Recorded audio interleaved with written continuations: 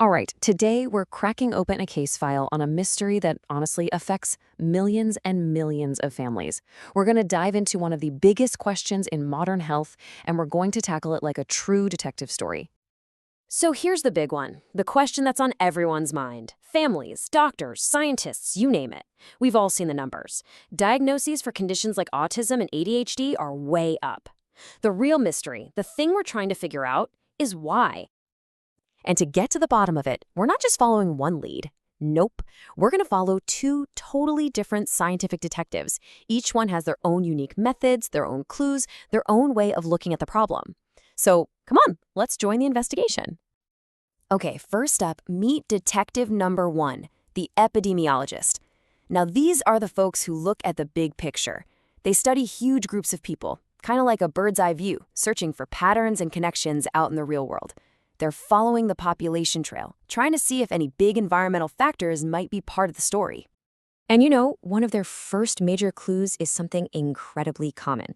I mean, look at this. Over half of all pregnant women around the globe use acetaminophen. You probably know it as Tylenol or Panadol, and since it's often seen as pretty much the only safe pain reliever during pregnancy, the fact that it's used so much makes it a really, really important lead to follow. So, how in the world do you even begin to study something that widespread? Well, our detective has a really powerful tool for that. It's called a systematic review.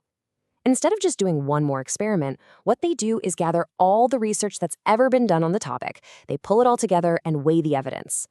Think of it like a master detective combining notes from dozens of different investigators into one single massive case file. And here's a perfect example.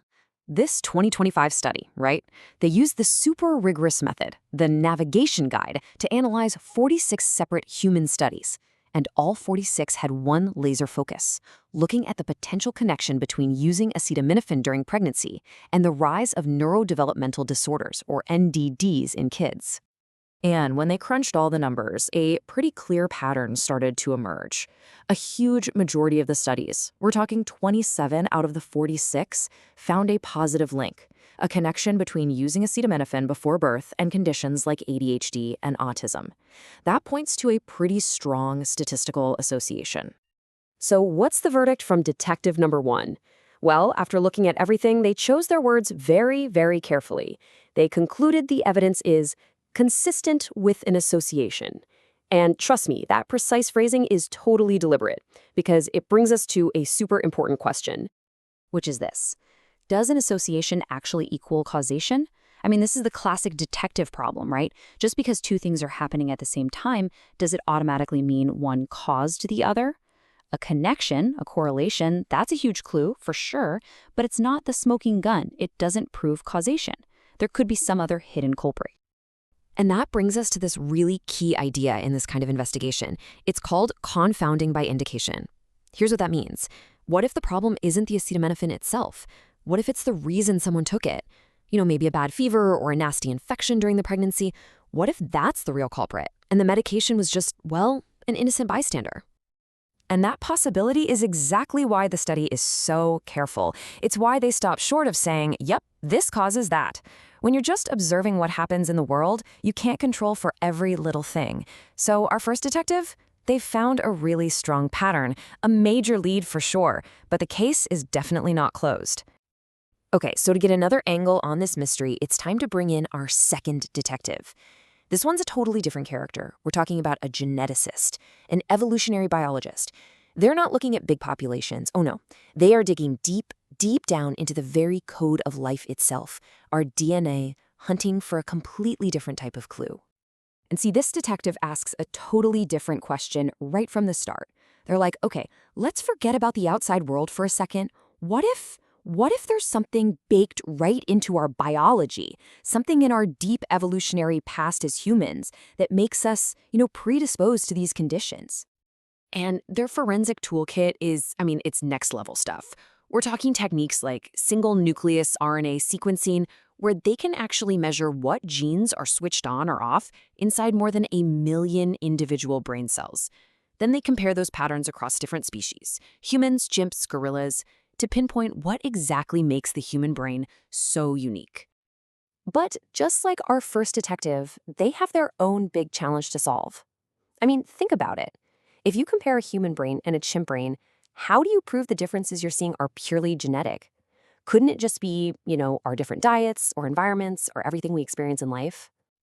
So they came up with this absolutely brilliant solution, the hybrid cell experiment. It's such a clever way to isolate the genetics.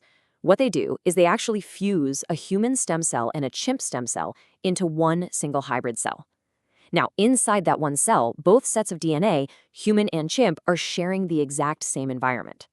So any differences in how their genes behave, well, it pretty much has to be genetic. And this experiment uncovered a pretty stunning clue. The researchers found this specific group of 34 genes, all of which are known to be strongly connected to autism, and these genes were consistently less active in the human part of the cell. They were expressed at lower levels than in the chimp and gorilla genes. That's a huge finding. It suggests a really deep evolutionary shift happened somewhere in our human family tree. All right, so let's recap.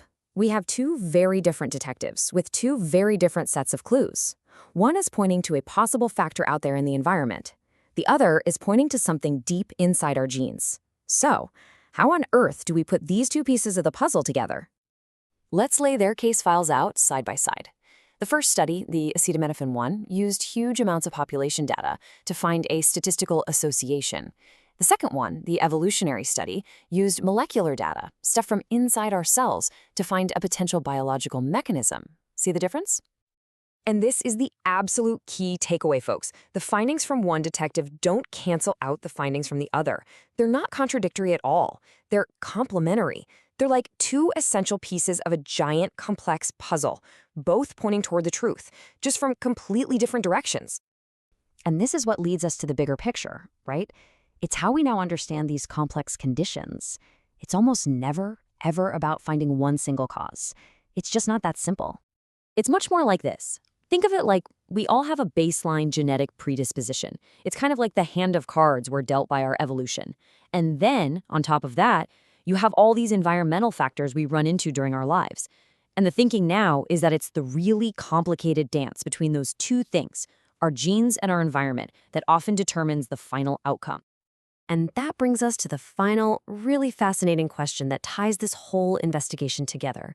What if our unique human evolution, that change that turned down the activity of those 34 genes, what if that created a kind of subtle biological vulnerability? A predisposition that maybe for some people just needs a little nudge from something in the environment, whether that's a common medication or an infection or something we haven't even discovered yet. The case is far from closed, but by following both of our detectives, we're finally starting to see the true shape of this incredible mystery.